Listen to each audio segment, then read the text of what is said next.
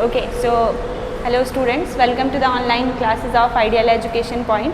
Today we are going to start today we are going to continue the chapter 22 digestive system, जिसके बारे में कल हमने basics पढ़ा था. आज हम detailed mechanism of digestive system पढ़ेंगे. तो सबसे पहले देखते हैं कि कौन कौन से ऑर्गन्स इन्वॉल्व होते हैं. तो माउथ, ठीक है, माउथ के अंदर teeth, tongue and salivary glands.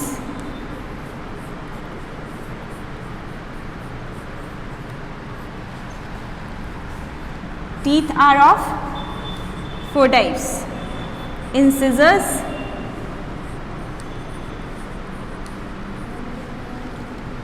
इधर का नहीं दिख रहा है, just a minute.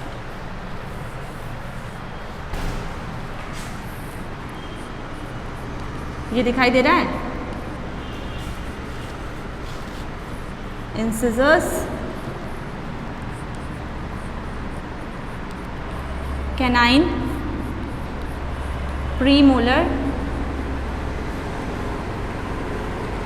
and molar. These are 4 types of teeth. Incisors जो होते हैं वो सामने वाले होते हैं, canines जो होते हैं वो नुकीले दांत होते हैं, प्रीमोलर्स कैनाइन के बाद होते हैं और मोलर जो है वो लास्ट वाले टीथ होते हैं. ठीक है. Salivary glands are also of 3 types. Sublingual,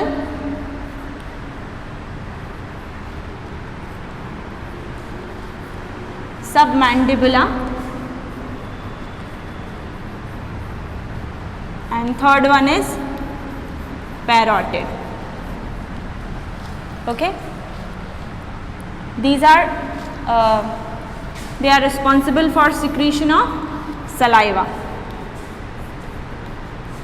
and saliva is responsible work as lubricant.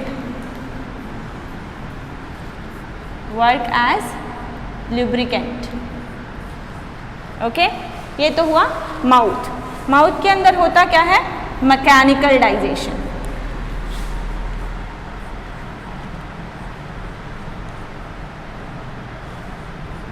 Take place. Means food converted into the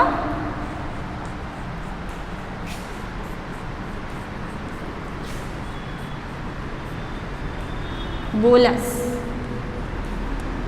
Okay, with the help of saliva and tongue.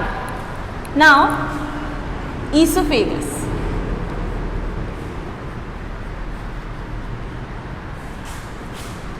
Esophagus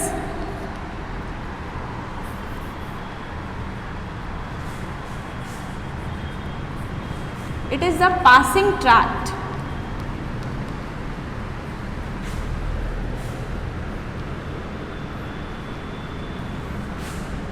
for food. Bolus जो है वो swell होता है और oesophagus के through stomach तक पहुंचता है. ठीक है. Passing tract for food from mouth to stomach. Okay, now let's talk about the third one, that is stomach. Stomach के 3 पार्ट्स होते हैं. ठीक है. कार्डियक,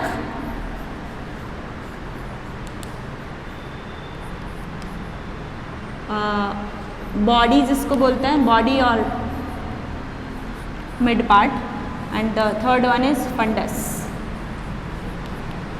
ठीक है. सो एंड यहाँ पे स्टमक के अंदर एक प्रेजेंट होती है म्यूकस सेल. म्यूकस सेल जो है वो सिक्रीट करती है mucus. Okay.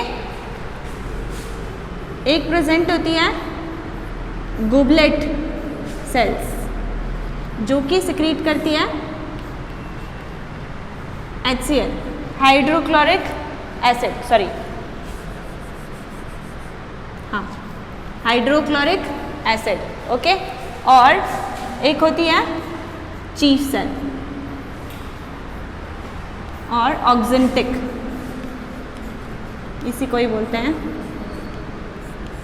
These are responsible for secretion of pepsinogen, ठीक है। तो ये जो है पैप्सिनोजन एक इनएक्टिव फॉर्म ऑफ एंजाइम है जो हाइड्रोक्लोरिक एसिड की प्रेजेंस में पैप्सिन में कन्वर्ट होता है। Pepsinogen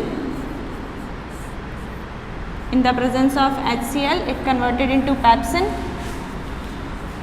and it is a protease, means it is responsible for digestion of protein, okay।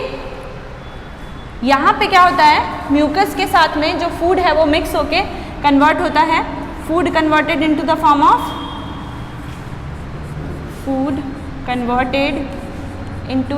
Of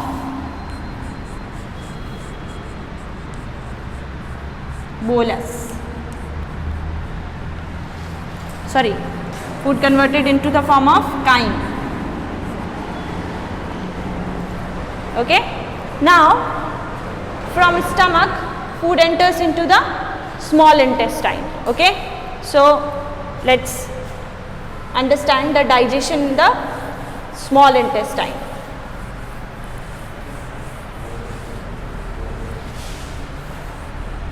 कर लेते हैं यहाँ पे जो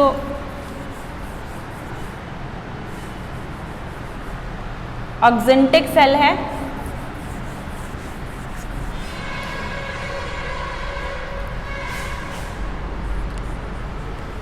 चीफ सेल और पैप्टिक सेल इसको बोलते हैं।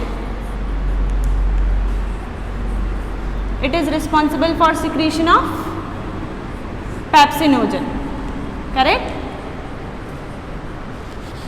Pepsinogen, okay. And oxyntic cell जो है it is responsible for secretion of hydrochloric acid, okay. ये करेक्शन कर लेना। आगे देखते हैं स्मॉल इंटेस्टाइन के अंदर डाइजेशन कैसे होता है। सो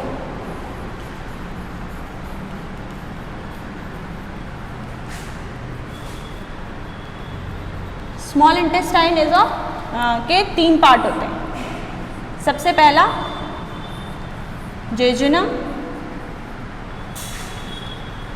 दूसरा ड्यूडेनम एंड तीसरा इलियम।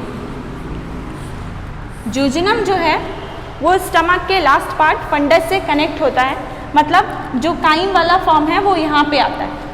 जेजुनम से जब फूड एंटर करता है ड्यूडेनम के अंदर, तो यहाँ पे फूड का जो मीडियम है वो एसिडिक से बेसिक में कन्वर्ट होता है, मतलब कि फूड का जो मीडियम है वो चेंज होता है एल्कलाइन मीडियम, ठीक है। कैसे होता है, बेसिकली दिस इज लिवर, ठीक है। लिवर के जस्ट नीचे एक पाउच लाइक स्ट्रक्चर प्रेजेंट होता है, इट इज गॉल ब्लैडर, और यहाँ पे प्रेजेंट होता है स्टमक, एंड इधर की साइड में एक स्ट्रक्चर निकला होता है दैट इज पैनक्रियास, ठीक है। यहाँ से एक डक्ट ओरिजिनेट होती है, दिस इज बाइल डक्ट, और दिस इज पैनक्रियाटिक डक्ट।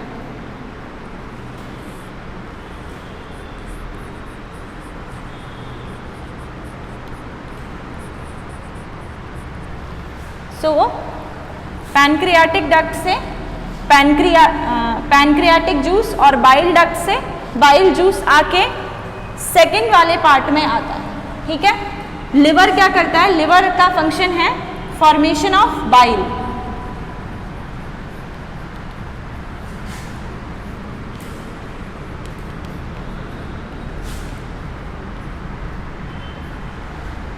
और इसका फंक्शन है स्टोरेज ऑफ बाइल, ठीक है। And what is the function of bile, it provide alkaline medium, एक तो एल्केलाइन मीडियम प्रोवाइड करता है, और दूसरा फैट के इमल्सिफिकेशन के लिए रिस्पॉन्सिबल है, emulsification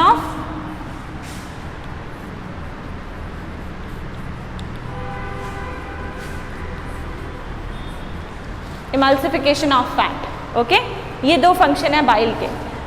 pancreatic juice contain all digestive enzyme. So जब पैनक्रियाटिक जूस जो है वो इस वाले पार्ट में आता है, तो क्योंकि उसके अंदर बहुत सारे एंजाइम्स और प्रोटीन्स प्रेजेंट होते हैं जो कि एसिड की प्रेजेंस में नॉन फंक्शनल होते हैं, ठीक है। तो इस वजह से बाइल जो है उसको मीडियम को एल्कलाइन बनाता है, मतलब बेसिक करता है, और वहाँ पे पैनक्रियाटिक जूस के जो प्रोटीएज और various types of digestive enzyme है वो फंक्शनल होते हैं, ठीक है। तो डाइजेशन होता है कहाँ पे? ड्यूडेनम के अंदर, मतलब all chemical digestion take place in duodenum.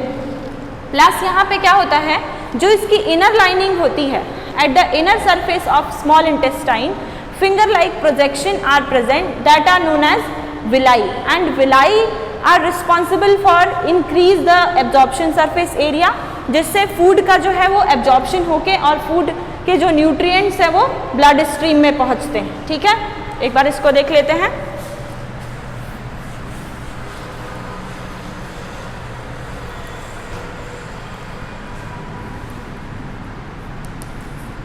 In the inner lining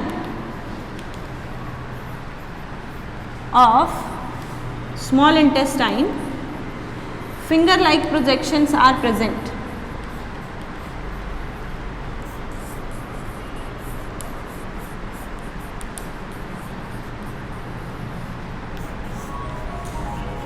Finger-like projections are present, and these are known as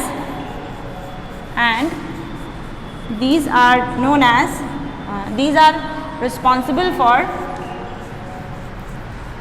of nutrient, ठीक है। these are responsible for absorption of nutrient, और वो absorption surface area को increase कर देती है, ठीक है। सो डाइजेशन एंड एब्जॉर्प्शन हुआ, उसके बाद जो बचा हुआ फूड है वो अनडाइजेस्टेड फूड वो कहाँ पहुँचेगा? इलियम के अंदर, और इलियम जो है उसको ट्रांसफर करेगी लार्ज इंटेस्टाइन को। In the large intestine millions of bacterias are present which are responsible for fermentation of food. अब जब फूड का फर्मेंटेशन होता है तो वहाँ पे मिनरल्स और आयंस जो हैं वो फूड से निकल के आते हैं, ठीक है, और उन्हीं मिनरल्स और आयन का एब्जॉर्प्शन जो है वो लार्ज इंटेस्टाइन के अंदर होता है, ठीक है। So after digestion in small intestine, we are going to talking about large intestine. There are millions of bacteria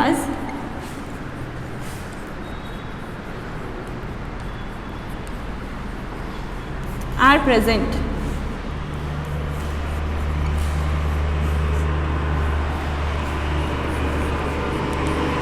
which are responsible for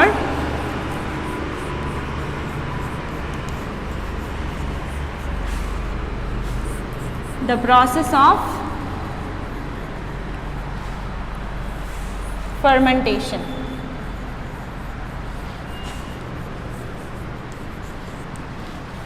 And absorption of minerals and water,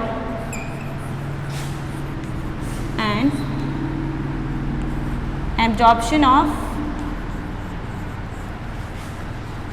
minerals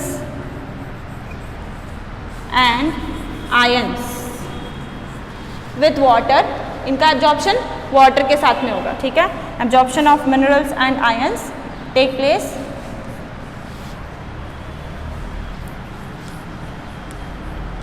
in large intestine.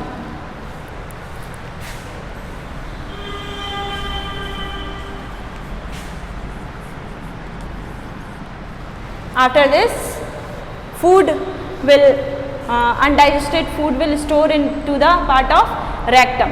rectum मतलब कि waste material को store करने के लिए एक space है, वहाँ से एक्सक्रीशन के थ्रू जो अनडाइजेस्टेड वेस्ट है वो बॉडी से एक्सक्रीट किया जाता है, ठीक है। तो ये तो है मैकेनिज्म ऑफ डाइजेशन। इसके अलावा हमने बात की पैनक्रियाज की, ठीक है। पैनक्रियाज का जो एक्सोक्राइन पार्ट है वो तो सिक्रीट करता है पैनक्रियाटिक जूस, ठीक है। लेकिन एक चीज और देख लेते हैं, endocrine of pancreas. Endocrine part of pancreas जो है वो क्या करता है? What is the function of endocrine part of pancreas?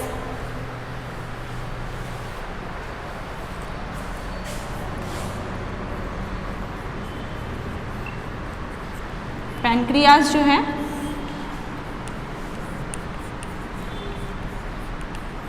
Exocrine part जो है वो तो सिक्रीट करता है क्या? पैनक्रियाटिक जूस, ठीक है। एंडोक्राइन पार्ट इसके अंदर 3 different types of cells present होती हैं, alpha cell, beta cell and third one is delta cell. Alpha cell जो है वो सिक्रीट करती है ग्लूकागॉन। ग्लूकागॉन के 2 फंक्शन होते हैं। Number first, stimulation of hunger,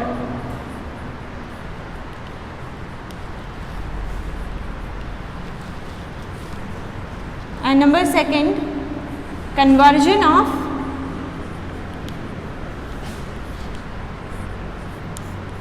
glycogen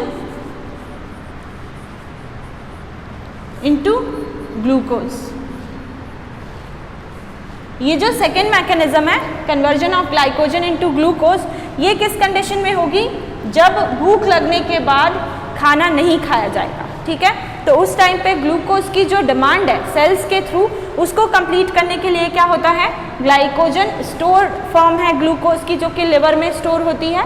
तो ग्लूकागॉन लिवर के पास जाएगा और वहाँ पे जो स्टोर ग्लाइकोजन है उसको ग्लूकोज में कन्वर्ट करेगा और ग्लूकोज की डिमांड इस तरीके से फुलफिल की जाएगी, ठीक है। The next one is beta cell. Beta cell जो है वो सिक्रीट करती है इंसुलिन, ठीक है। What is the function of insulin? It is responsible for absorption of blood glucose, absorption of blood glucose. And the next one is delta cell. ये secrete करती है सोमैटोस्टैटिन,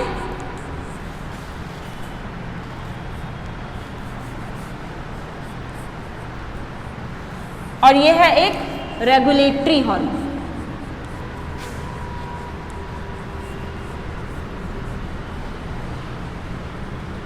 मतलब कि इन दोनों के ही सिक्रीशन को कंट्रोल करता है कि कब रिलीज करना है और कब स्टॉप करना है, ठीक है। तो इंसुलिन जो है उसका फंक्शन है ब्लड में जो ग्लूकोज आया है आफ्टर ईटिंग ऑफ फूड, तो ग्लूकोज जो है वो एब्जॉर्ब होगा और एब्जॉर्ब होकर ब्लड स्ट्रीम में पहुंचेगा, तो ब्लड ग्लूकोज का जो अमाउंट है वो इंक्रीज होगा। तो वहाँ से ब्लड ग्लूकोज को सेल्स को ट्रांसफर करना, क्योंकि ग्लूकोज का फंक्शन क्या है? Formation of energy. मतलब ग्लूकोज का जब ऑक्सीडेशन होता है तो एटीपी का फॉर्मेशन होता है, तो एक्चुअली में ग्लूकोज की रिक्वायरमेंट किसको है? सेल्स को। तो ब्लड से ग्लूकोज को एब्जॉर्ब करके सेल्स तक पहुंचाने का काम किसका है? इंसुलिन का। तो इस तरीके से पैनक्रियाज जो है वो डाइजेशन में और न्यूट्रिएंट की सप्लाई में और कंप्लीशन ऑफ न्यूट्रिएंट डिमांड, इन सब में बहुत इंपॉर्टेंट रोल प्ले करता है। तो ये तो था complete mechanism of digestion. Next इसके कुछ डिजीज़ हैं और डेफिशिएंसी डिजीज़ और कुछ फंक्शंस हैं, जैसे लिवर का क्या फंक्शन है, इसको हम करेंगे नेक्स्ट पार्ट में।